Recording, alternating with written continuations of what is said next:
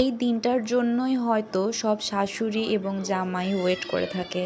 আমার এবার দিয়ে দ্বিতীয় জামাই ষষ্ঠী। নর্মালি আমরা ম্যাচিং করে ড্রেস আপ করেছিলাম। খুব সকালেই পুজোটা কমপ্লিট হয়ে গিয়েছিল। ঠাকুর মশাই একদম 10টার দিকে এসে 11টার মধ্যে পূজা কমপ্লিট করে দিয়েছিল, যার কারণে ভোর ভোর আমি আর মা উঠে সমস্ত জোগাড় করে নিয়েছিলাম। তারপর আমার মামি এবং দিদিরাও চলে এসেছিল তাদের ষষ্ঠী পালন করতে। আর এখনকার সময়ে আমাদের বাড়ির স্পেশাল গেস্ট উইদাউট বুড়ি কোনো অনুষ্ঠানই হয় না।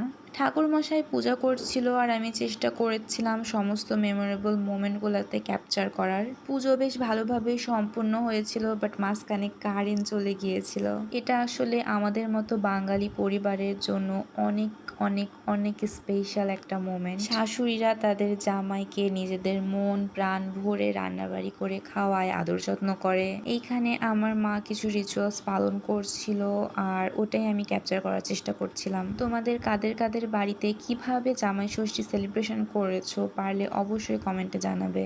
আর এইখানে তো আমাদের বুড়িকে কোনোভাবে কন্ট্রোল করা যাচ্ছিল না। তারপর কি মায়েরা সব রিচুয়ালস পালন করলো আর আমরা চলে গেলাম কয়েকটা ফটোশুট করতে।